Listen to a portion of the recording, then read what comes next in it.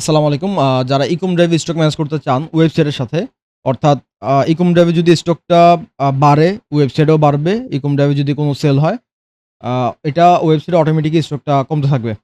আর যদি কোনো product stock out হয়ে যায়, এটা ওয়েবসাইটে স্টক আউট দেখাবে। সো এইভাবে যদি আপনারা স্টক ম্যানেজ করতে চান, তাহলে আপনারা কিভাবে এই সেটিংসটা এনাবল করবেন? সর্বপ্রথম সেটিংস থেকে ইকম ড্রাইভের সাইড মেনু সেটিংস থেকে ওয়েবসাইট ইন্টিগ্রেশন। যেহেতু স্টক ম্যানেজমেন্টটা একটা ইন্টিগ্রেশনের পার্ট, সো আপনারা ওয়েবসাইট ইন্টিগ্রেশন থেকে স্টক সিঙ্ক এখানে চলে আসবেন। তো ডিফল্ট ভাবে এটা অফ থাকে। এটা অফ থাকবে, যেটা এনাবল স্টক সিঙ্ক অপশন আছে। আমরা এটাকে আগে এনাবল করে নিলাম। তো এনাবল করে নেওয়ার পরে আমাদের এখানে ২ টা ক্যাটেগরিতে একাধিক অপশন আছে। সো আমি চাই যে প্রতিটা স্টকই যেন ওয়েবসাইটে কাউন্ট হয় বা ওয়েবসাইটে ট্রিগার হয়। সেজন্য আমি এটা ১ম টাই আমি সিলেক্ট করলাম। আর সিঙ্ক মোড হবে সিঙ্ক এক্সাক্ট কোয়ান্টিটি, অর্থাৎ ইকম ড্রাইভে যে কোয়ান্টিটিটা শো করবে ওয়েবসাইটেও কিন্তু সেম কোয়ান্টিটি শো করবে। সেজন্য আমি সিঙ্ক এক্সাক্ট কোয়ান্টিটি এই ২ টা অপশন আমি সিলেক্ট করে নিলাম। অটোমেটেড ডেইলি সিঙ্ক, এটা সেফটির জন্য আমি এটাও এনেবল করে রাখলাম। Auto sync on stock change, এটাও ম্যান্ডেটরি, এটা অবশ্যই আমাকে অন করতেই হবে। যেহেতু আমি চাই প্রত্যেকটা অর্ডারের ক্ষেত্রেই যেন স্টকটা বাড়ে বা কমে। তো এভাবে আমি সেভ সেটিংস দিলাম। ১ম বার যে জিনিসটা খেয়াল রাখতে হবে যে ইকম ড্রাইভের মানে আমি সিঙ্ক অল প্রোডাক্টস দেওয়ার আগে অবশ্যই ইকম ড্রাইভের যে ইনভেন্টরি আছে, ইনভেন্টরি থেকে প্রোডাক্ট লিস্টে আমি এটা এনশিওর করব যে প্রোডাক্ট গুলোতে স্টকটা প্রপারলি দেওয়া আছে কিনা। স্টকটা প্রপারলি দেওয়া আছে কিনা। যদি ইকম ড্রাইভে স্টক 0 থাকে, স্বাভাবিকভাবেই ওয়েবসাইটে কিন্তু প্রোডাক্ট গুলো স্টক আউট হয়ে যাবে বা 0 হয়ে যাবে। তো টেস্ট পারপাস এ আমরা হচ্ছে একটা প্রোডাক্টকে আমি আ চেক করে নেই যে আমি এই প্রোডাক্টটাতে সাপোজ আমি এই প্রোডাক্টটাকে স্টক এড করলাম, ১০ পিস করে নিলাম। দেন হচ্ছে আমি সিঙ্ক অল প্রোডাক্টস এটাতে আমি ক্লিক করলাম। তো এইটা হচ্ছে শুধুমাত্র ১ম বার যখন আমরা স্টকের আ এই সেটিংসটা এনাবল করব। সিঙ্ক করার আগে আমরা অবশ্যই ইকম ড্রাইভে প্রত্যেকটা প্রোডাক্টের স্টকটা আপডেট আছে কিনা এটা আমরা এনশিওর হয়ে নিব। কারণ যেই প্রোডাক্ট গুলো 0 থাকবে ওয়েবসাইটে কিন্তু সেটা স্টক আউট হয়ে যাবে, এবং যেহেতু বেশিরভাগ ক্ষেত্রেই দেখা যায় অ্যাড অ্যাড চলে। সো যারা কনজিউমার আছে, কাস্টমাররা কিন্তু অর্ডার প্লেস করতে পারবে না।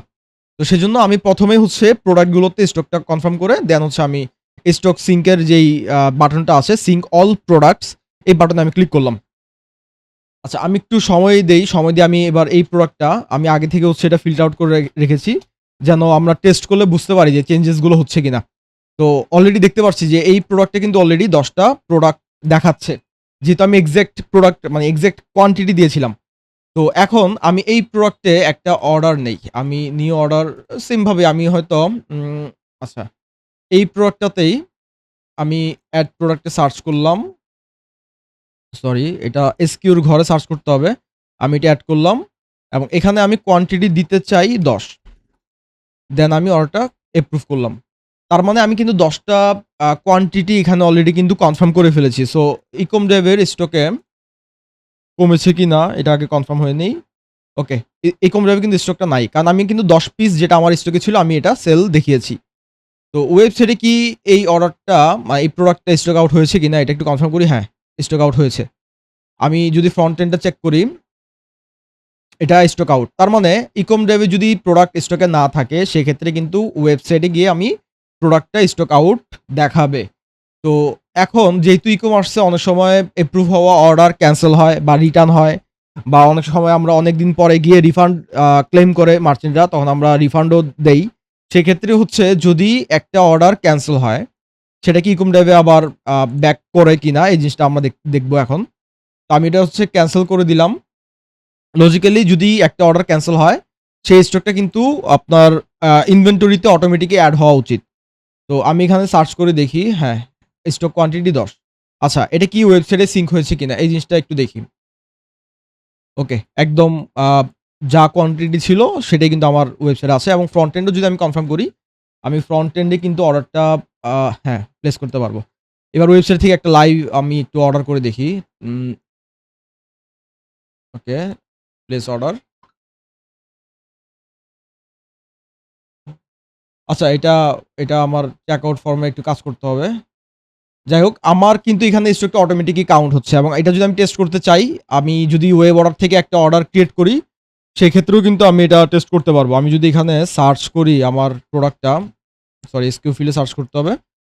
আমি যদি এটা ১ পিস অর্ডার করি 01 602 154 970 ওকে। আচ্ছা আমি যদি এটা অর্ডার ক্রিয়েট করি, ১ পিস আমি ক্রিয়েট করেছি। সো ইকম ড্রাইভের স্টকে আমি চাইলে আগে এটা কনফার্ম করতে পারি। এটা কি আসলে স্টকটা কাউন্ট হচ্ছে কি না? হ্যাঁ, ৯ পিস চলে এসেছে এবং যদি আমি ব্যাক এন্ডে দেখি, স্টক ৯ পিস চলে এসেছে এবং যদি আমি ব্যাকে যাই, মানে প্রোডাক্ট পেজে যাই, এটা কিন্তু আমি অর্ডারটা প্লেস করতে পারবো এবং আমার ওয়েবসাইটে যেহেতু ফ্রন্ট এন্ডে এটা ভিজিবল, সো এখানেও কিন্তু স্টকটা শো করছে। সো ইকম ড্রাইভে আপনারা খুব ইজিলি ওয়েবসাইটের সাথে স্টকটা ম্যানেজ করতে পারবেন এবং খুব সুন্দরভাবে আপনারা এটা সিঙ্ক করে ম্যানেজ করতে পারবেন।